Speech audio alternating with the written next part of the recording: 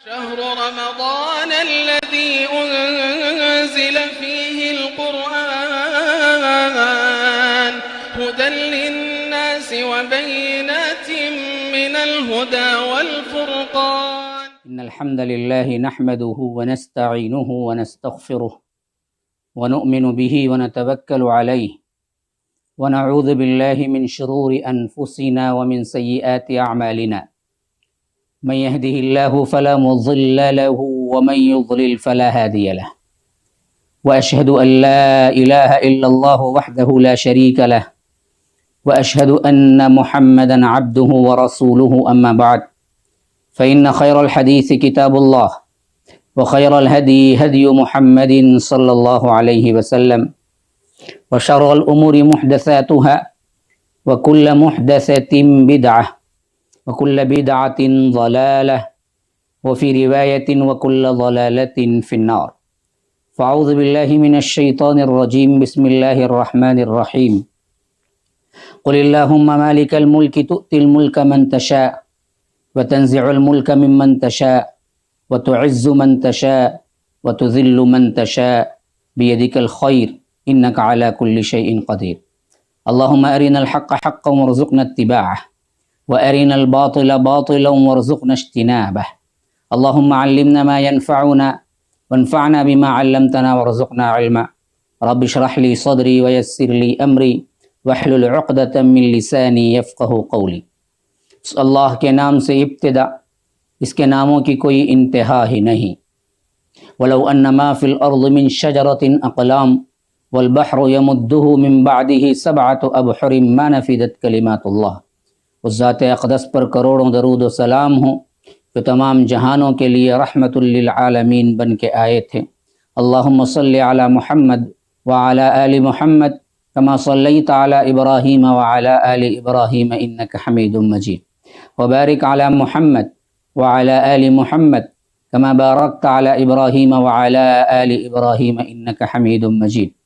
برادران اسلام، واجب الاحترام بزرگوں، دوستوں، عزیز ساتھیوں، لائق احترام ماؤں اور بہنوں، اللہ تبارک و تعالیٰ کے فضل و کرم سے آپ لوگوں کے سامنے خلافت امیہ اور خلافت عثمانیہ تک کے جو اہم واقعات ہیں وہ دراصل اس عنوان کے تحت کہ تاریخ، دعوت و عزیمت میں آپ کے سامنے پیش کرتا آ رہا ہوں. آج تقریباً 6ٹی نشست ہے اور اس معاملے میں نے مفصل گفتگو حضرت معاویہ رضی اللہ عنہ کی خلافت کے سلسلے میں کیا تھا، کیونکہ یہ وہ بنیادی بات تھی جس کی وجہ سے تاریخ اسلام کو بہت سے لوگوں نے سیاہ کرنے کی کوشش کی اور ان پر الزامات لگائے.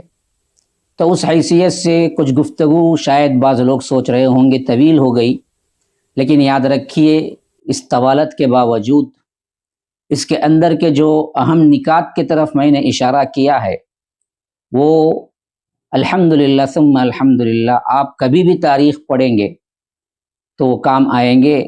ان اصولوں کے تحت اگر تاریخ کی کسی بھی کتاب کو آپ مطالعے میں لائیں گے تو کبھی بھی آپ دھوکہ نہیں کھا سکتے شیعی روایتوں یا رافضی روایتوں سے یا بغض صحابہ رکھنے والوں نے جو کچھ ہنگامہ برپا کیا اس سلسلے میں.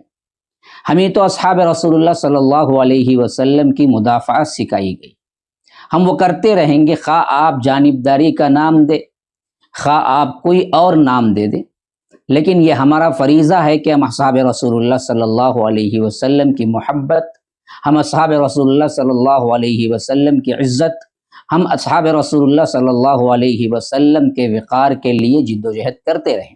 ہم کرتے رہیں گے کیونکہ رب العالمین نے ان کی عدالت، رب العالمین نے ان کی شان، رب العالمین نے ان کی کیا ہے منقبت بیان کی ہے.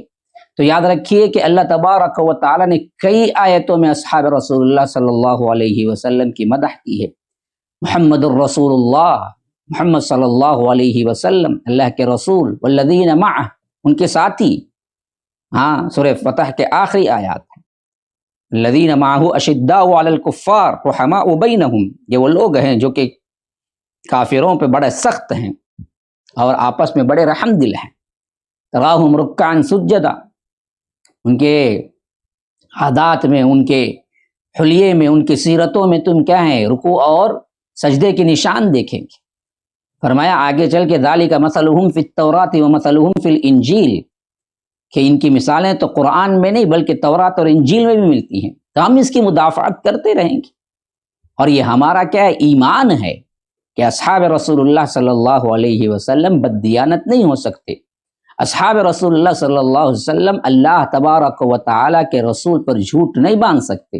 اصحاب رسول اللہ صلی اللہ علیہ وسلم نے کبھی انسانی بشریت کے ناطے کچھ کیا ہے تو بھی وہ غلطی نہیں، وہ دراصل کیا ہے، اجتہادی غلطی شمار ہوگی، جس کا ایک ثواب انہیں ملے گا. اگر وہ صحیح کیا ہے تو اس کے لیے 2 ثواب انہیں ملے گی. اس اصول کو سمجھانے کے لیے میں نے کیا ہے، تمہیدی طور پر، مفصل طور پر شبہات کا الزام اور ان شبہات کا جواب اور ان نظامات کا جواب دینے کی کوشش کی جو میں نے گزشتہ آپ کے سامنے کیا ہے رودات بیان کی ہے. خلافت بنی امیہ اصل میں کیا ہے، بنو امیہ قریش کا ہی ایک ممتاز قبیلہ ہے. اسی خاندان نے خلافت راشدہ کے بعد تقریباً 100 سال تک خلافت کی ہے. تقریباً کل جمع کیا جائے تو 90 سال کے قریب تو آتا ہے. خلافت راشدہ کے بعد جس خاندان نے 100 سال تک حکومت کی الحمدللہ، اور اس کی حکومت میں کیا ہے، ہر طرف امن و امان، شانتی اور فتوحات کا ایک انبار تھا، ہم اس کو کیسے غلط کہہ سکتے ہیں. اور اسلامی فتوحات کو بہت حد تک بام عروج تک پہنچایا، جس کی طرح سرحدیں ایک طرف چین اور دوسری طرف اسپین تک پھیلی ہوئی تھی، یعنی گویا کہ 2 کونے دنیا کے وہاں تک پھیل گئی تھی. مرکزی خلافت کے خاتمے کے باوجود، یعنی بنی امیہ کے خاتمے کے باوجود، بنو عباسیہ آنے کے باوجود بھی انہی کے خاندان کا ایک سردار، ایک شہزادہ عبد الرحمن الداخل جسے کہتے ہیں، وہ کسی نہ کسی طرح راستہ لیتے ہوئے بچتے بچاتے اسپین میں داخل ہوا اور وہاں پر حکومت قائم کرنے میں کامیاب ہوا. وہ بھی خلافت بنی امیہ کی ایک شاخ سمجھ لیجئے، جو کہ تقریباً 1492 عیسوی تک سلطنت قائم رہی وہاں پر. 2000 ہے نا جی، یہ 2020 ہے، اس سے 600 سال پیچھے چلے جائیے. 1492 تک الحمدللہ خلافت بنو امیہ ہی کی خلافت چلتی رہی. باوجود 90 سال تو کیا ہے پورے عالم اسلام پر حکومت ہوئی. لیکن اس کے بعد ان کا ایک بادشاہ، ایک سردار جب خلافت بنی عباسیہ قائم ہوئی تو اس وقت وہاں سے بچا کے نکل کے اسپین داخل ہوا، اندلس جسے کہتے ہیں، وہاں پر داخل ہوا، وہاں حکومت قائم کی، اور وہ حکومت بھی تقریباً 800-900 سال تک چلتی رہی، جس کا خاتمہ 1492 میں ہوا تھا، جو ابھی 600 سال پہلے کا. ابھی اس پس منظر میں چند چیزیں جان لیجئے. قریش کے جتنے خاندان تھے ان تمام بنی ہاشم، بنی امیہ عظمت اور شہرت اور دولت کے اعتبار سے بہت نمایاں ممتاز مقام رکھتے تھے. یہی وجہ تھی کہ قبائلی دور ہونے کی وجہ سے بھی زمانہ جاہلیت میں کبھی بنو ہاشم سے سبقت لے جاتی بنی امیہ، کبھی بنی امیہ سبقت لے جاتے بنو ہاشم سے. یعنی ان کے اندر کزنس ہونے کا ایک یوں سمجھیے کہ طبعی لحاظ سے جو کیا ہے خاندانوں میں ہوتا ہے ایک دوسرے سے آگے بڑھنے کی، سبقت ہونے کی، وہ کیفیت پہلے بھی تھی بنو ہاشم اور بنو امیہ کے اندر. اور مدت تک تولیت کعبہ اور سرداری کے تنازع میں ہمیشہ دونوں میں ایک دوسرے کا مقابلہ اور ایک طرح کا جھگڑا کھچاؤ ہوا رہتا تھا. اور اس حیثیت سے انتظامی امور بعد میں تقسیم کر لیے گئے. جیسا کہ اس خاندان کے جہاں سے شروع بانی مبانی امیہ بن عبد شمس تھے، قریش کا سپہ سالاری کا منصب بنی مخزوم سے ان کے خاندان میں منتقل ہو گیا قریش کا. اور زمانے جاہلیت میں سپہ سالاری کا عہدہ اس خاندان میں حرب بن امیہ پھر ابو سفیان تک پہنچ گیا، یعنی ابو سفیان کے باپ حرب بن امیہ. ان کے پاس تھا قریش کا سرداری کا خطاب اور خاندان میں وہ سردار تھے. لیکن اس کے بعد حرب بن امیہ آئے، پھر اس کے بعد ابو سفیان بن حرب آئے. پھر ابو سفیان فتح مکہ کے وقت اسلام قبول کر لیا، اور ان کے بیٹے حضرت معاویہ رضی اللہ عنہ بھی اسلام قبول کر لیا۔ خلفائے راشدین کے زمانے میں بنو امیہ نے بڑے کارنامے انجام دیے اسلام کے خاطر۔ حضرات خلفائے راشدین ابو بکر، عمر، عثمان، علی رضی اللہ عنہم کے زمانے میں بھی یہ خاموش نہیں رہے تھے، بڑے بڑے کارنامے انجام دیے تھے۔ عمر فاروق رضی اللہ عنہ کے دور میں امیر معاویہ رضی اللہ عنہ دمشق کے گورنر بنے، اور عثمان رضی اللہ عنہ کے دور میں پورے صوبہ شام کے گورنر بنے حضرت معاویہ رضی اللہ عنہ۔ اور حضرت عثمان کی شہادت 35 ہجری میں حضرت معاویہ رضی اللہ عنہ نے قصاص عثمان کی جو آواز اٹھائی، اس کی تفصیل میں آپ کو بیان کر چکا ہوں۔ پھر اس کے بعد صفین کا معرکہ ہوا، پھر اس کے بعد خلافت گیا کہ کیا ہے یوں ہی رہی، حضرت علی اپنے علاقوں پر حکومت کر رہے تھے۔ پھر اس کے بعد حضرت علی کی شہادت ہو گئی، اور علی رضی اللہ عنہ کی شہادت کے بعد 41 ہجری میں حضرت حسن نے بھی اپنی خلافت سے دستبرداری اختیار کر لی، اور حضرت معاویہ رضی اللہ عنہ سلطنت اسلامیہ کے مکمل طور پر حکمران بنے، خلیفہ بنے، اور وہاں سے بنی امیہ کی سلطنت کا آغاز ہو گیا۔ اب دراصل خلفائے راشدین کے دور میں اسلامی سلطنت کے لیے جو نمایاں خدمات حضرت عمر فاروق وغیرہ کے دور میں حضرت معاویہ رضی اللہ عنہ نے بہترین طور پر انجام دیا تھا، وہ دراصل آگے چل کر سلطنت اسلامیہ کے لیے بیز اور بنیاد بنا۔ تو یاد رکھیے، سلطنت عثمانیہ، سلطنت بنو امیہ کے اندر تقریباً جو خلفاء آئے وہ پورے کے پورے، میں نام آپ کو پڑھ کے سنا دیتا ہوں۔ معاویہ رضی اللہ عنہ تقریباً 660 پر 61 ہجری سے لے کر 680 عیسوی تک، ہجری نہیں عیسوی تک، کیونکہ 2020 کا کیلنڈر چل رہا ہے، اس واسطے میں ہجری سے زیادہ میں آپ کو عیسوی ایڈی جسے کہتے ہیں اس حیثیت سے میں آپ کو بتا دیتا ہوں۔ 666 ایڈی عیسوی سے لے کر 680 ایڈی حضرت معاویہ رضی اللہ عنہ کی خلافت رہی، گویا کہ کیا اس حساب سے 19 سال اور ہجری حساب سے 20 سال تقریباً بن جاتی ہے۔ پھر اس کے بعد ان کے بیٹے یزید ابن معاویہ آئے، ان کی حکومت 680 سے لے کر 683 تک، 80 پر 3 تک 683 3 سال رہی بمشکل۔ پھر اس کے بعد ان کے بیٹے، ان کا نام بھی معاویہ تھا، تو وہ آئے، انہوں نے صرف اور صرف 2 مہینے یا آ کر 40 دن حکومت کی، اس کے علاوہ انہوں نے حکومت نہیں کی۔ وہ پہلے سے کیا ہے اسے نہیں چاہتے تھے، بڑے اللہ والے تھے، انہوں نے حکومت کو خود لات مار دی، یا رب ان کی عظمت کا کیا کہنا۔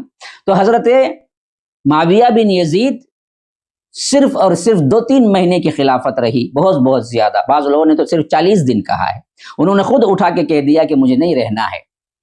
لوگوں نے ان سے کہا بھی کہ آپ کسی کو متعین تو کر دیجئے، انہوں نے کہا کہ مجھے متعین بھی نہیں کرنا ہے، مجھے کوئی ایسا شخص نہیں مل رہا ہے جو کہ کیا ہے حضرت فاروق جیسا ہو، میں ان کو کر دوں، مجھے ایسی گروپ بھی نظر نہیں آ رہی ہے جس طرح کیا ہے حضرت عمر فاروق رضی اللہ عنہ کو 6 اشخاص میں نظر آئی تھی، یعنی اصحاب شورا جیسے انہوں نے منتخب کیا تھا، وہ بھی مجھے نظر نہیں آ رہی ہے، اس واسطے میں معاملہ لوگوں پہ چھوڑتا ہوں۔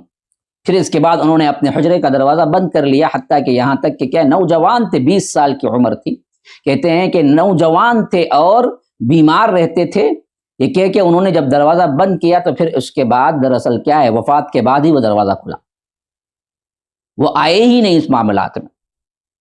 پھر اس کے بعد حضرت معاویہ رضی اللہ عنہ کا ہی ایک دوسرا، یعنی بنی امیہ کا ہی ایک دوسرا خاندان، مروان کا خاندان اس پر حکومت کیا، تو وہ آ گئے حضرت معاویہ رضی اللہ عنہ، پھر ان کے بیٹے یزید، پھر ان کے بیٹے معاویہ، پھر اس کے بعد مروان کی حکومت آئی۔ تو مروان بن حکم جو تھے انہوں نے تقریباً کیا ہے 1 سال حکومت کی، جس میں تمام بنی امیہ کو جمع کیا اور استحکام بخشا، گویا کہ یہ کیا ہے اثر نو پھر تعمیر ہوئی کہہ سکتے ہیں خلافت بنی امیہ۔ حضرت معاویہ بن یزید جو حضرت یزید کے بیٹے تھے، ان کی وفات کے بعد گویا کہ ایک طرح سے کیا ہے، سلطنت میں کوئی نہ رہا اور منتشر ہونے لگی سلطنت. تو ایسے وقت میں مروان آگے آئے، جو حضرت معاویہ کے بیٹوں میں سے تو نہیں تھے لیکن بنی امیہ ہی کے خاندان سے تھے.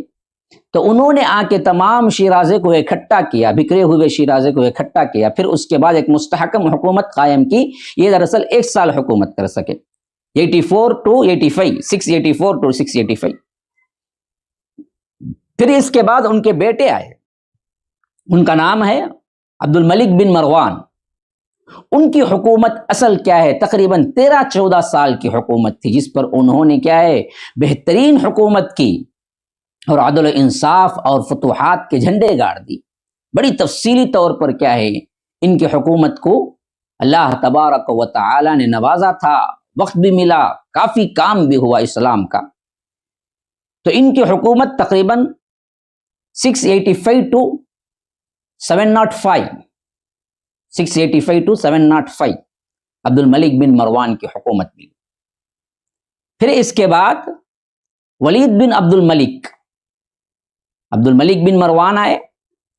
پھر اس کے بعد ان کے بیٹے ولید بن عبد الملک آئے اور ان کی حکومت بھی 705 عیسوی سے لے کر 715 تک رہی. پھر اس کے بعد ان کے بھائی سلیمان بن عبد الملک آئے اور ان کی حکومت 715 سے 717 تک تھی. پھر اس کے بعد وہ زمانہ ہے جو خلیفہ خامس کا نعرہ لگایا جاتا ہے، جو عمر بن عبد العزیز کی حکومت تھی. سلیمان ہی وہ شخص ہیں جنہوں نے اپنے بعد جانشین حضرت عمر بن عبد العزیز کو کر دیا تھا. یہ اس کا سب سے اہم ترین بہترین کارنامہ کہہ لیجئے، یہ کہ بہترین نیکی کہہ لیجئے. تو انہوں نے دراصل اپنا جانشین عمر بن عبد العزیز کو بنایا تھا. اور عمر بن عبد العزیز بھی 717 سے 720، یوں سمجھ لیجئے کہ 2.5 سال یا 3 سال ملے، جس کے اندر انہوں نے خلافت کا نقشہ ہی بدل دیا اور ہو بہو خلافت علی منہاج النبوہ نظر آنے لگی. اس حیثیت سے کیا ہے، بہترین بادشاہوں میں شمار ہو رہے ہیں. عمر بن عبد العزیز کی حکومت 717 سے 720.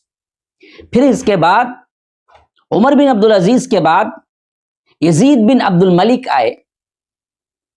یہ دراصل کیا ہیں، عمر بن عبد العزیز کے بعد آنے والے بادشاہ ہیں اور 720 سے 724 تک 4 سال حکومت کی. پھر اس کے بعد ہشام بن عبد الملک آئے اور ان کی حکومت 724 سے لے کر یعنی 724 سے لے کر 743 تک بڑی لمبی حکومت ملی. اور اس کے بعد ہشام کے بعد ولید بن یزید آئے اور ان کی حکومت 743 سے لے کر 744 1 سالہ حکومت ملی. پھر اس کے بعد ولید بن یزید کے بعد یزید بن ولید آئے اور ان کی حکومت 744 یعنی چند مہینے رہی. پھر ابراہیم بن ولید آئے، ان کی حکومت 744، ان کی بھی چند مہینے رہی. پھر اس کے بعد آخری بنی امیہ کا جو بادشاہ، اس کا نام ہے مروان بن محمد، جو کہ 744 to 750 6 سالہ حکومت کی اور اسی حکومت کے دوران خلافت بنی عباسیہ قائم ہو. تو اس حیثیت سے آپ کیلکولیٹ کر کے دیکھ لیجئے 661 سے لے کر 750 تک کل ملا کے تقریباً 90 سال کا زمانہ. اور اس میں طویل ترین حکومتیں عبد الملک بن مروان کو ملی اور اسی طرح ولید بن عبد الملک کو ملی اور اسی طرح مروان بن محمد آخری بادشاہ کو ملی. اور کل خلفاء جو ہوئے وہ تقریباً حضرت معاویہ کو ملا لیجئے، حضرت معاویہ، یزید، پھر معاویہ، مروان، پھر عبد الملک 5، پھر اسی طرح ولید، سلیمان، عمر بن عبد العزیز، یزید اور ہشام 5، پھر اس کے بعد ولید، یزید، ابراہیم، مروان 4، تقریباً 5 اور 4 14 حکمران آئے مکمل. اور انہوں نے جس حیثیت سے خلافت کی اس حیثیت سے تقریباً چائنا اور اس طرف اسپین، اندلس اور اس کے اس پار پورا حجاز کا علاقہ، یہ تمام کا تمام اللہ کے فضل و کرم سے ماتحتی میں آ گیا. بہت بڑی حکومت تھی. اور خاص کر یزید کی حکومت میں 2 بڑے واقعات جو ہوئے، واقع حرہ اور کربلا کے واقعے سے فتوحات کا کوئی سلسلہ نہیں رہا، لیکن عبد الملک بن مروان جو آئے تھے 685 to 705، یہ دراصل کیا ہیں، بہترین حکمران تھے، اور حضرت مروان بن حکم مدینے سے آنے کے بعد جب حکومت 1 سال کی ملی، اس میں انہوں نے کیا کیا، اپنے بیٹے کو بنایا اس کے بعد، اور انہوں نے جو حکومت سنبھالی اس وقت بدقسمتی سے کہہ لیجئے کہ عبداللہ ابن زبیر کی بھی حکومت اس وقت مکے کے اندر قائم تھی، دونوں کے اندر ایک طرح کا کیا کشمکش چلتا رہا، یہاں تک کہ حضرت عبداللہ ابن زبیر شہید کر دیے گئے، اور اس کے بعد سلطنت کا جو قیام ہوا، عمل میں لایا گیا، وہ فتوحات کا زمانہ تھا۔ خاص کر ولید بن عبد الملک جو آئے اس کے بعد کے بادشاہ 705 to 715 تک، یہ دراصل فتوحات کا زمانہ تھا، اور اس دوران قتیبہ بن مسلم نے بخارا، سمرقند، کاشغر فتح کیے، اور یہی وہ زمانہ تھا جس میں محمد بن قاسم نے سندھ کی طرف توجہ کی اور ہندوستان کے بارڈر پر آئے، اور کیا ہے وہ بہترین سلطنت، وہ بہترین حکومت قائم کی، جو کہ کیا ہے آج تک تاریخ میں سب سے اہم ترین بادشاہ کے اور سب سے اہم ترین حکمران کے طور پر جانے جاتے ہیں۔ محمد بن قاسم آنے کا وہ دور بھی دراصل کیا تھا، ولید بن عبد الملک کا دور تھا۔ اور اسی طرح تیسرا لشکر وہ تھا جو موسیٰ بن نصیر اور طارق بن زیاد کا تھا، جہاں پر کیا ہے اسپین اور پرتگال کو فتح کرنے کے لیے وہ آئے تھے، اس کا خلافت کا ایک حصہ بنا دیا تھا۔ خاص کر موسیٰ بن نصیر اور طارق بن زیاد 2 ایسے جرنیل اللہ تبارک و تعالیٰ نے عطا کیے تھے ولید بن عبد الملک کے زمانے میں، کہ انہوں نے پورا اسپین فتح کیا۔ ہاں، تو وہ جو مشہور ترین کیا ہے مقولہ بن گیا، شعر بن گیا، دریا کے اس پار چلو اور آگ لگا جو کشتی میں، تو وہ ان کے بہترین جو انہوں نے اسپین میں داخل ہو کر کارنامہ انجام دیا تھا، وہ ضرب المثل بن گیا۔ انہوں نے جیسے ہی کیا ہے سمندر پار اسپین میں پہنچا، بہت قلیل تعداد میں سپاہیوں کو لے کے پہنچے تھے، لیکن اعلان جو کیا وہ بڑا شاندار اور بڑا پرعزم تھا۔ انہوں نے کہا کہ اب کشتیاں جلا دو، واپس جانے کا کوئی سوال ہی نہیں پیدا ہوتا، کشتیاں رہیں گی، کسی کو بھاگنے کا خیال آئے گا، شکست ہوگی نہیں۔ انہوں نے کہا کہ اب ہمیں جانا ہی نہیں ہے۔ اور یہ طارق بن زیاد جو ہے نا، اصل میں موسیٰ بن نصیر کے شاگرد تھے۔ پہلا کام تو انہوں نے کیا، پہلا بیس جو بنایا تھا اسپین کے تعلق سے وہ موسیٰ بن نصیر تھے، اور پھر ان کو موسیٰ بن نصیر نے طارق بن زیاد کو کہا کہ آپ جائیے، اب کیا ہے پورے عزم استحکام کے ساتھ جائیے، اور انہوں نے وہ کارنامہ انجام دیا جو تاریخ میں کسی اور سپہ سالار کے حصے میں نہیں آیا۔ انہوں نے جیسے ہی اندلس کی زمین پہ قدم رکھا، جس کشتی سے وہ آئے تھے ان کشتیوں کو جلانے کا حکم دیا، اور کہا کہ اب ہمیں واپس جانا نہیں ہے، یہیں پر یا تو ہمیں شہید ہونا ہے، یعنی تو فتح ہو کے فاتح بن کے ہمیں یہاں پر زندگی گزارنی ہے۔ تو اس وقت جو اسپین فتح ہوا اللہ کے فضل و کرم سے، وہ تقریباً مسلمانوں ہی کے حصے میں رہا۔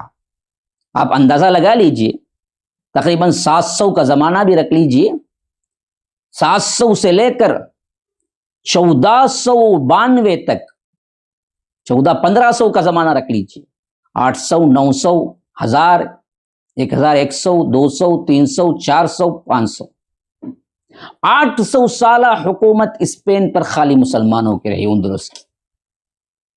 ہاں، کیا بہترین زمانہ تھا وہ، ہر طرف مسلمانوں کا بول بالا تھا، اور ہر طرف مسلمانوں کے فتوحات تھے، اور عدل و انصاف ایسا کہ لوگ صرف یہ عدل و انصاف دیکھ کے اسلام قبول کر لیتے تھے۔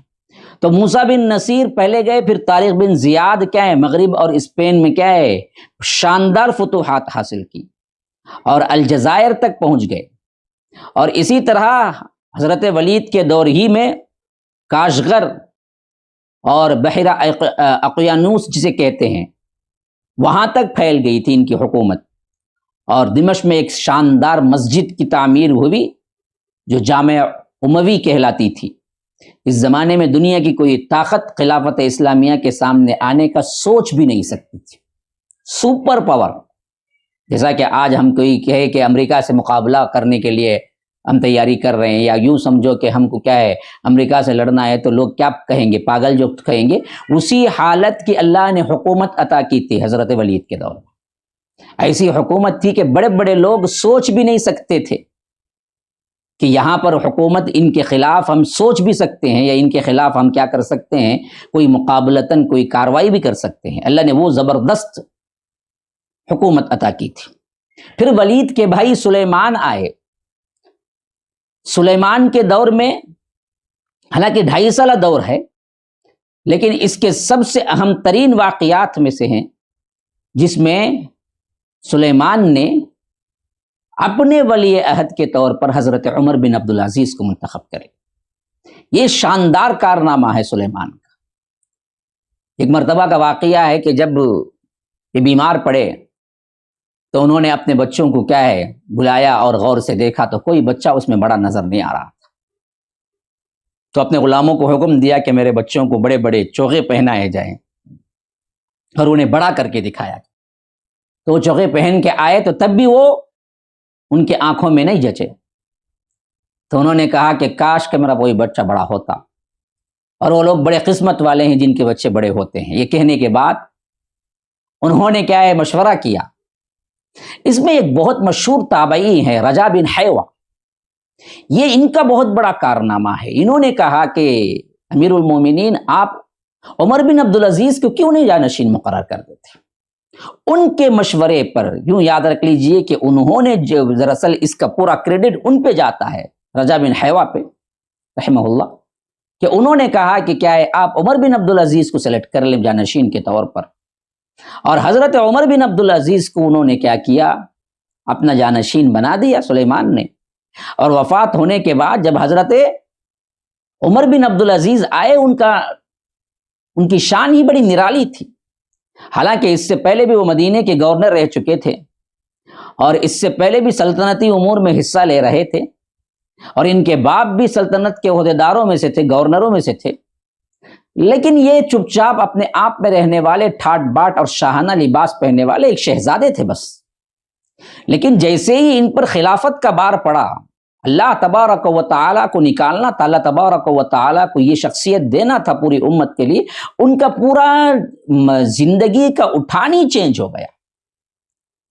سب سے پہلے جب آ کر پروٹوکول کے حساب سے ان کے لیے گھوڑے لائے گئے تو انہوں نے کہا کہ کیوں جی، مجھے چلنا آتا ہے، میں پیدل بھی چل سکتا ہوں، اللہ نے مجھے طاقت دی ہے، مجھے کسی سہارے کی ضرورت نہیں ہے. یہ حدم و چشم، یہ خدام، یہ بڑے بڑے غلام، یہ فلاں، یہ اب خلیفہ آ رہے ہیں، یہ نعرے، یہ سب ہٹاؤ،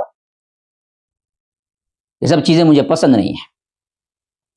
اور یہ دراصل اس کے بعد عدل و انصاف کے معاملے میں جو بہترین زندگی گزاری وہ یہ تھا کہ انہوں نے تمام چیزیں، جو بھی رواج کیا ہیں خاندانی لحاظ سے خلفاء کے اندر جو بگڑی ہوئی چیزیں آ گئی تھی، ان سب کو مٹا کے رکھ دیا. حتیٰ کہ بعض انہوں نے تو کیا ہے خلیفہ خامس کہہ دیا، بعضوں نے تو کیا ہے یہاں تک شہادت دی کہ ہمیں تو کیا ہے خلفاء راشدین کے جو کارنامے اور جو زندگیاں ہمیں نظر آتی تھی وہ ہمیں عمر بن عبدالعزیز میں نظر آتی تھی. 2 سال 5 مہینے کا دور ملا. اس مختصر سے مدت میں حضرت عمر بن عبدالعزیز ظلم و زیادتی کا جو خاتمہ کیے، یہ سب سے اہم ترین تھا. قبضے کی ہوئی زمینیں، خواہ وہ کوئی بڑا سے بڑا انسان کیوں نہ ہو، گورنر کے لحاظ سے یا سلطنت کے لحاظ سے، انہوں نے کسی کی ملامت کی پرواہ نہ کی اور ان کے پاس سے لیا اور وہ بیت المال میں، حتیٰ کہ روایتوں میں آتا ہے کہ اپنی بیوی کے جو زیورات تھے وہ سب کچھ لے کے بیت المال میں رکھ دیے کہ پتہ نہیں کہ حلال بھی ہیں یا بیت المال سے لیے گئے ہیں. حضرت عمر بن عبدالعزیز کے کارنامے اگر ان کے لیے الگ سے 2-3 گھنٹے بولا جائے تو بھی کم ہے. اور میری خود کی ایک یوٹیوب میں کیا ہے اسی مضمون کے تحت تقریباً 1 گھنٹے کی تقریر موجود ہے حضرت عمر بن عبدالعزیز کی خلافت اور ان کے زندگی پر. تو عمر بن عبدالعزیز وہ شخصیت ہیں جنہوں نے کیا کیا کہ پوری سلطنت کو خلافت اعلی منہاج النبوہ کے تحت لے آنے کی کوشش کی اور اپنا تن من دھن لگا دیا، حالانکہ اس وقت ان کی عمر صرف 37-38 کے قریب تھی اور 40 کے اندر اندر ان کی وفات ہو گئی، خلیفہ بننے کے صرف 2.5 سال بعد۔ تو انہوں نے وہ تمام چیزیں شہادت کے وقت 39 یعنی وہی 40 کے اندر ایج تھی، اور اس وقت تقریباً 2.5 سال پہلے حکومت ملی تھی، تو یاد رکھ لیجیے 37 کی عمر میں انہوں نے خلافت کا چارج اپنے ہاتھ میں لیا اور سلطنت اسلامیہ کو بالکل کیا ہے نئے ڈھانچے پہ تعبیر کر دیا۔ اگر لمبی مدت ملتی تو مورخین کہتے ہیں کہ پھر تاریخ ہی الگ ہوتی ہماری، لیکن اللہ تبارک و تعالیٰ کو وہی تھا جو منظور تھا وہی ہوا۔ بعضوں نے کہا کہ زہر دے کے مارا گیا، حقیقت بھی یہی ہے کہ ان کے غلام کو خریدا گیا اور ان کے غلام کے ہاتھوں انہیں زہر دیا گیا، حتیٰ کہ روایتوں میں آتا ہے کہ جب یہ زہر دیا گیا تو ان کو پتہ چل گیا کہ یہ زہر سے کیا ہے میں موت کے منہ میں جا رہا ہوں۔ انہوں نے بلایا اپنے غلام کو اور پوچھا کیا ہوا، تو نے زہر دیا؟ کہا کہ ہاں بہت بڑی غلطی کی پیسے کے لالچ میں۔ تو یہ اخلاق کے پیکر انہوں نے کچھ چیزیں دی اور کہا کہ دیکھ ابھی سے بھاگ لے، اگر میرے مرنے کے بعد تو پکڑا جائے گا تو پھر تو کیا ہے قصاص میں مارا جائے، یا رب اس سے پہلے کہ تجھے لوگ پکڑ لیں تو نکل جائے یہاں سے۔ کچھ کپڑے دے کے اسے رخصت کر دیا۔ یہ بھی عجیب تاریخ کی عجیب شخصیات ہیں جو دنیا کے کسی مذہب میں ہمیں نہیں ملے گی۔ یہ بھی بنی امیہ کے حد میں آنے والے ہیں نا جی۔ جو لوگ کیا ہیں الزامات لگاتے ہیں ان کو سوچنا چاہیے یہ کہاں سے آئے، جانشین بن کے ہی تو آئے، سلیمان ہی تو جانشین بنائے، اس میں سے ہی تو پیدا ہوئے، وہی خاندان کے اندر ہی تو تھے۔ اور حضرت عمر بن عبدالعزیز وہ شخصیت ہے، میں پوچھتا ہوں ہر تاریخ دان سے، اگر تمہاری تاریخ پہ تمہیں ناز ہے تو مجھے ایک عمر بن عبدالعزیز لا کے بتلا دو، ہم بھی مانتے ہیں کہ تمہارے اندر بھی کچھ کیا ہیں باقیات ہیں۔ اللہ تبارک و تعالیٰ نے یہ انعام و اکرام ہم پر کیا تھا، بڑے بڑے شخصیات کو اللہ تبارک و تعالیٰ نے اس امت میں پیدا کیا۔ پھر اس کے بعد عمر بن عبدالعزیز کی وفات کے بعد یزید بن عبد الملک خلیفہ بنے، اور وہ بھی کیا ہے بہت کم مدت کے لیے، 40 روز کے لیے بس۔ اس کے بعد محض 40 روز تک سلطنت عمر ثانی کے اصولوں پر چلاتے رہے، لیکن اس کے بعد وہ معاملات نہیں رہے اور وہ 4 سالہ حکومت پھر اسی ڈگر پہ چلنے لگی جو اس سے پہلے تھی۔ یعنی یزید بن عبد الملک جو عمر بن عبدالعزیز نے اصلاحات کی تھی اس پر قائم نہیں رکھ سکے، اور وہ تمام اصلاحات جو ہوئی تھی وہ پھر ایک ایک کر کے پھر تبدیل ہونے لگی، اور ان کا دور حکومت میں پھر وہ معاملہ وہی چل پڑا جو ایک رواجن کچھ بگاڑ ان کے اندر آ گئے تھے۔ پھر ہشام وہ آئے، ان کی حکومت دراصل 20 سال کی حکومت تھی ہشام کی، ہشام بن عبد الملک کی، اور یہ بڑے پاک باز، منتظم، کفایت شعار، بیدار مغز حکمرانوں میں سے ایک تھے۔ بلکہ مورخین کہتے ہیں کہ ان میں حضرت معاویہ کا علم و تدبر اور عبد الملک کی اولو العزمی ایک ساتھ جمع ہو گئی تھی۔ ان کے اوصاف حمیدہ بہت ہیں، اور ان کی اللہ نے مدت خلافت بھی تقریباً وہی دی جو حضرت معاویہ رضی اللہ عنہ کو دیا تھا۔ ان کے زمانے میں سلطنت کے حدود داغستان، ایشیائے کوچک اور اسی طرح مراکش تک پہنچ گئے تھے، اور ان کے زمانے میں سندھ کے گورنر کشمیر تک پہنچ گئے تھے، وہ علاقہ فتح کر لیا گیا تھا جو آج پاکستان کہلاتا ہے، انہی کے زمانے میں، ہشام بن عبد الملک کے زمانے میں۔ اور اس کے علاوہ ہندوستان میں مارواڑ، اجین، گجرات، بھروچ یہاں تک پہنچ گئے تھے جو آج کا گجرات ہے۔ اور اسی طرح ان کے دور میں سب سے اہم واقعہ مسلمانوں کا فرانس پر حملہ تھا، جہاں مسلمان عبد الرحمن الغا فقی کی قیادت میں وہ بڑا کوہ پہاڑ عبور کر کے، جو بڑا مشہور پہاڑ مغرب اور مشرق کو اور جزیرہ عرب کو الگ کرتا ہے، اس کو عبور کرتے ہوئے ٹورس کے مقام تک پہنچے، جو بیبرس سے صرف کیا ہے 150 میل کے فاصلے پر تھا، جہاں مسلمانوں کا یورپ کے متحدہ افواج سے مقابلہ ہوا اور امیر عبد الرحمن شہید ہو گئے، اور مسلمانوں کو کیا ہے اس مرتبہ یہاں پر شکست ملی، لیکن بعد میں پھر آگے چل کر کیا ہے وہ فتوحات آگے بڑھی۔ یہ ہشام کے دور کا بہت بڑا بہترین دور تھا۔ پھر اس کے بعد مروان آئے، یوں سمجھیو کہ یہ آخری خلیفہ تھا مروان، 744 to 750، وہ کہ یہاں سے کیا ہے بنی امیہ کا زوال شروع ہو گیا تھا، اور یہاں یہ لوگ بنی عباسیہ کوشش کر رہے تھے کہ کسی بھی طرح امیہ خاندان سے حکومت چھین لیں اور مروان کو شکست دے کر وہ حکومت چھیننے کی کوشش کی، یہاں تک کہ وہ کامیاب بھی ہو گئی وہ بغاوت، اور عباسی فوجوں نے حیرہ کے مقام تک پھینچا کر کے مروان ثانی جو ہیں آخری ان کو قتل کیا، اور اس کے بعد ابو العباس الصفاح نام پڑ گیا تھا۔ یہ دراصل کیا ہے وہی شخص ہے جو خلافت بنی عباسیہ کا پہلا خلیفہ تھا، وہ تخت پر بیٹھا، اور اس کے بعد تقریباً ایک بچہ جو عبد الرحمن الداخل کے نام سے مشہور ہوا، وہ تنہا کسی نہ کسی طرح دریا پار اسپین پہنچا، اور وہاں سے اس نے جو حکومت قائم کی وہ حکومت 1492 تک اسپین پر رہی۔ تو اس حیثیت سے ہمیں سمجھنا چاہیے کہ خلافت بنی امیہ تقریباً 90 سال کی حکومت میں اسلام کو کیا دیا؟ کیا اسلام اس سے زوال پذیر ہوا، یا اسلام بدنام ہوا، یا اسلام کیا ہے اسلامی تاریخ سیاہ ہو گئی؟ نہیں، ہر طرف کارنامے ہی کارنامے ہیں، ہر طرف کارنامے ہی کارنامے ہیں۔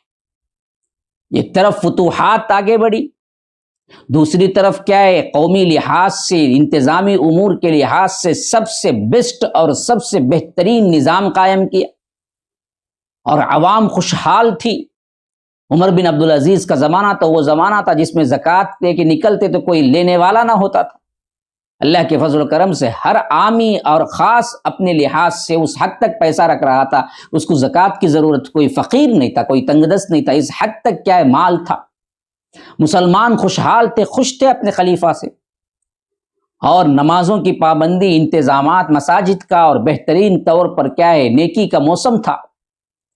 ایک طرف فتوحات کا سلسلہ تھا، ایک طرف کیا ہے جہاد چل رہا تھا، ایک طرف مسلمانوں کی علم کی ترقی ہو رہی تھی، محدثین مفکرین پیدا ہو رہے تھے، اور حلقات بنتے جا رہے تھے۔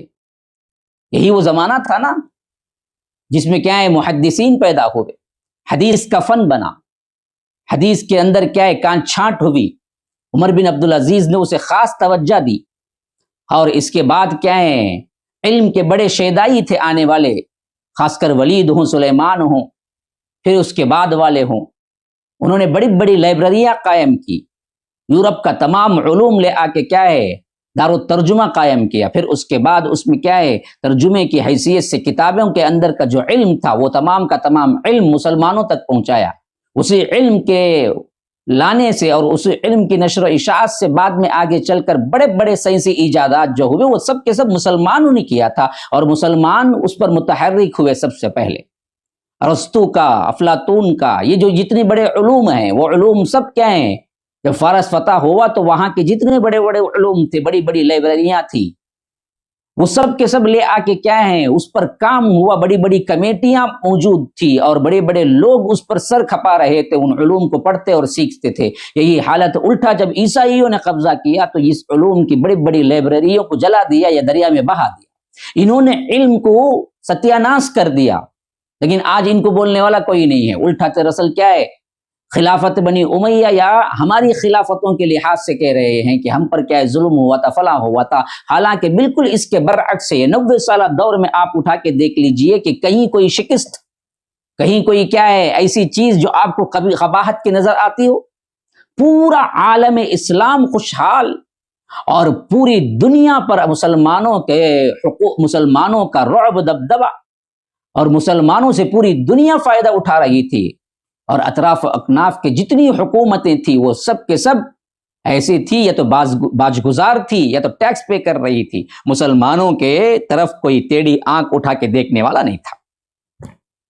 سراسر اچھائیاں، اندرونی ملک کا نظم و نسق عدالتوں پر تھا، اور قاضی ایسے ایسے آئے جنہوں نے کیا ہے بادشاہوں کی بھی پرواہ نہیں کی، خلفاء کی بھی نہیں۔ جب حق ثابت ہو جاتا تھا تو وہ حق کو حق بولتے تھے، اور بادشاہ ان کو پسند کرتے تھے۔ ایسے قاضیوں کو رکھا جاتا تھا۔ بعد میں آگے چل کر آنے والے قاضیوں کے الگ الگ واقعات ہیں، جنہوں نے کیا کیا، کبھی کبھی وقت کے خلیفے کے خلاف بھی بولا، اس وقت بھی کیا ہے خلیفے نے ان کو معزول نہیں کیا۔ تو غرض گویا کہ اسلام کی جو اسپرٹ تھی وہ تو پوری کی پوری باقی رہی، اور جو شان و شوکت تھی وہ بھی پوری کی پوری باقی رہی، اور فتوحات کا جو سلسلہ تھا وہ بھی پورے کے پورے باقی رہے۔ سب سے اہم ترین جو کہ کیا ہے خلافت راشدہ کے بعد خلافت بنو امیہ میں جو آگے بڑھا وہ تھا سمندروں کی فوج تیار کر کے، سمندروں کو بھی پار کر کے اسلام کو پہنچا دیا۔ اسی کو یاد کرتے ہوئے اقبال کو کہنا پڑا کہ دشت تو دشت ہیں، دشت تو دشت ہیں، دریا بھی نہ چھوڑے ہم نے، بحر ظلمات میں دوڑا دیے گھوڑے ہم نے۔ صحرا تو صحرا ہیں، صحرا میں تو صحراؤں کو ہم نے کیا گم کر دیا، اسلام کے آواز کو بلند کرنے اور پہنچانے کے لیے صحراؤں کو عبور کر دیا۔ صحرا تو صحرا ہیں، پھر بھی گھوڑے اس پہ کیا ہیں چل سکتے ہیں، لیکن دشت تو دشت ہیں، دشت کا مطلب ہے صحرا، یہ تو ہم نے کیا ہے پار کر ہی دیے، لیکن ہم نے دریا بھی نہیں چھوڑے، بحر ظلمات جو دریا تھا اس کو ہم نے پار کر دیا، دوڑا دیے گھوڑے ہم نے۔ عقبہ بن نافع کے سلسلے میں آتا ہے کہ انہوں نے جب دیکھا کہ سامنے سمندر آ گیا ہے اور آگے بڑھ نہیں سکتے، تو انہوں نے بسم اللہ کہہ کے اپنے گھوڑے کو ڈال دیا اور لشکر کو حکم دیا کہ ڈالو اللہ کے بھروسے پر۔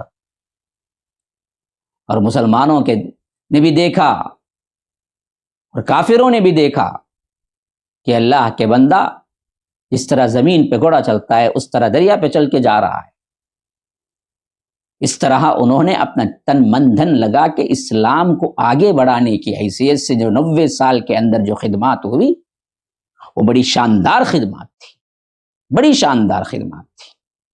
تو اس حیثیت سے ہمیں یہ بات نہیں بھولنی چاہیے کہ خلافت کے تھوڑے سے اوپر نیچے حالات یا خلافت علی منہاج النبوہ کے تحت نہیں چلی ہے خلافت بنی امیہ، تو اس کا مطلب یہ نہیں ہے کہ پورا کا پورا اسلام کیا ہے مس کر دیا گیا، یا اس کا مطلب یہ نہیں ہے کہ اسلام کا کوئی بول بالا نہیں تھا، اس کا مطلب یہ نہیں ہے کہ اسلام زوال پذیر ہو گیا، اللہ کی قسم نہیں، بلکہ یہ بہت اونچا رہا۔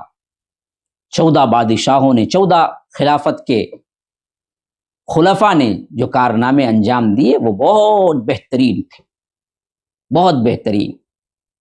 اور ان سب کو ملا کر اگر دیکھا جائے ہجری اعتبار سے 132 ہجری میں خلافت بنی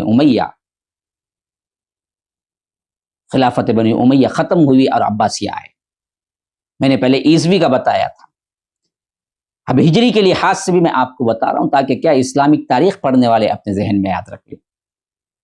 680 سے لے کر 660 سے لے کر 750 تک عیسوی اعتبار سے، اور اسی طرح ہجری اعتبار سے یاد رکھ لیجئے حضرت معاویہ رضی اللہ عنہ 41 ہجری سے لے کر 22 رجب 60 ہجری کو وفات پائے، 41 to 25 ربیع الاول 41 ہجری تو 22 رجب 60 ہجری۔ پھر یزید بن معاویہ وہ آئے 22 رجب کو، وہاں پر کیا ہے خلافت کی بیعت ہوئی 60 ہجری میں، پھر 15 ربیع الاول 60 پر 4 ہجری میں 64 میں وفات ہوئی۔ پھر معاویہ بن یزید آئے 16 ربیع الاول 64 ہجری سے ربیع الاول، ربیع الاخر، جمادی الاولی، جمادی الاخری، رجب. ہاں، رجب، شعبان، رمضان، شوال. شوال 60 پر 4 میں انتقال ہوا تو 6 مہینے کی حکومت کچھ بنتی ہے. پھر اس کے بعد مروان بن حکم آئے، شوال 60 پر 4 ہجری سے لے کر 3 رمضان 60 پر 5 ہجری تک. پھر اس کے بعد عبد الملک بن مروان آئے 3 رمضان سے لے کر 3 رمضان 60 پر 5 ہجری سے 65 ہجری سے لے کر 15 شوال 86 ہجری تک. پھر ولید بن عبد الملک آئے 15 شوال 86 ہجری سے لے کر 14 جمادی الثانی 96 ہجری تک. پھر سلیمان بن عبد الملک آئے 14 جمادی الثانی 96 ہجری سے لے کر 10 صفر 99 ہجری تک. اور عمر بن عبدالعزیز آئے 10 صفر 99 ہجری سے لے کر 20 رجب 101 ہجری تک. پھر اس کے بعد عمر بن عبدالعزیز کے بعد یزید بن عبد الملک آئے 20 رجب 101 ہجری سے لے کر 25 شعبان 105 ہجری تک. پھر اس کے بعد ہشام بن عبد الملک آئے 25 شعبان 105 ہجری سے لے کر 7 ربیع الاول 125 ہجری تک. پھر اس کے بعد ولید بن یزید بن عبد الملک آئے 7 ربیع الثانی 125 ہجری سے لے کر 29 جمادی الثانی 126 ہجری تک. پھر یزید ثالث بن ولید آئے 29 جمادی الثانی 126 ہجری سے لے کر 22 ذی الحجہ 126 ہجری تک. اور ابراہیم بن ولید آئے 22 ذو الحج 126 ہجری سے لے کر 24 صفر 127 ہجری تک. اور اس کے بعد مروان بن محمد آئے 25 صفر 127 ہجری سے لے کر 11 جمادی الثانی 132 ہجری تک، جو تقریباً 750 عیسوی تک بنتا ہے. یہ ہیں اموی خلفاء. اور انہی سے عبد الرحمن الداخل آخری میں یہاں سے نکلے اور 132 میں وہ بڑی مشکل سے اندلس پہنچے اور وہاں پر کیا ہے اپنی حکومت کو قائم کیا. اور وہ دراصل کیا ہے اپنی حکومت کو اندلس کے اندر قائم کر کے تقریباً 800 سالہ حکومت کی. یہ پورا اموی خلیفہ اور اموی خاندان کا کیا ہے میں خلاصہ پیش کیا ہوں، جن کے ذریعے سے اسلام ہمیشہ اونچا ہوتا رہا، اسلام ہمیشہ بلند ہوتا رہا، اور اسلام دراصل شاندار زندگی گزارا اس وقت، اور مسلمانوں نے بھی شاندار زندگی گزارا. تو یاد رکھیے یہ اصل تاریخ ہے جس کو مسک کر کے چند واقعات پر ہمیں کیا ہے تاریخ کے مجموعے کو جمع کر دیا. ایک تو کیا ہے واقعہ حرہ، مدینے پہ حملے کا واقعہ. ایک یا تو کیا ہے صفین، اس سے پہلے کا واقعہ، یا جنگ جمل جو حضرت عائشہ حضرت علی کے ساتھ ہوا، یا کربلا جو حضرت حسین کے ساتھ معاملہ ہوا. ان 4-5 واقعات جو کہ بالکل بڑے ناگوار تھے، واقعتاً بڑے ہی کیا ہے دردناک بھی تھے، ان کو جو ایک ناگہانی طور پر پیش آ گئے ہم کہہ سکتے ہیں. کوئی پری پلان مسلمان نے نہیں کیا تھا، سب سازشی ذہنیت کے تھے، سبائی فرقے کے لوگ تھے جو نہیں چاہتے تھے کہ اسلام کا بول بالا ہو. تو انہوں نے دراصل ان چیزوں کو رونما کرنے میں بڑا حصہ لیا.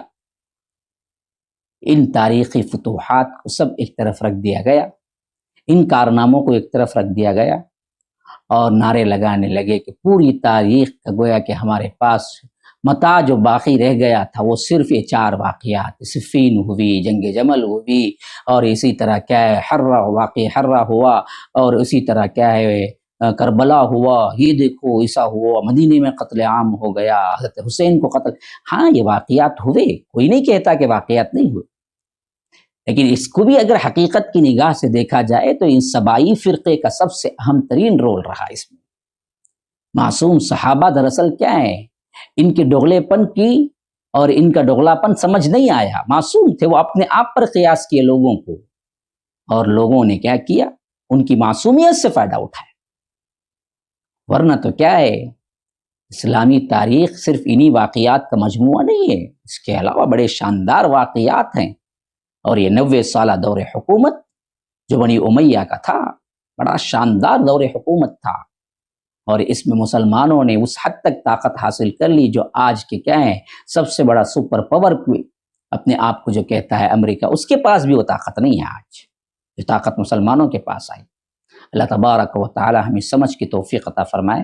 اللہ تبارک و تعالی ہم سب کو کیا ہے صحیح طور پر صحیح بات کو لینے کی اور صحیح بات پر اپنے آپ کو قائم رکھنے کی اور صحیح بات کو لوگوں تک پہنچانے کی توفیق عطا فرمائے. هذا وبالله التوفیق صلی اللہ وسلم علی نبینا محمد. اسأل اللہ لی ولکم ولسائر المسلمین من کل ذنب فاستغفروه انه هو الغفور الرحیم. والسلام علیکم ورحمۃ اللہ وبرکاتہ.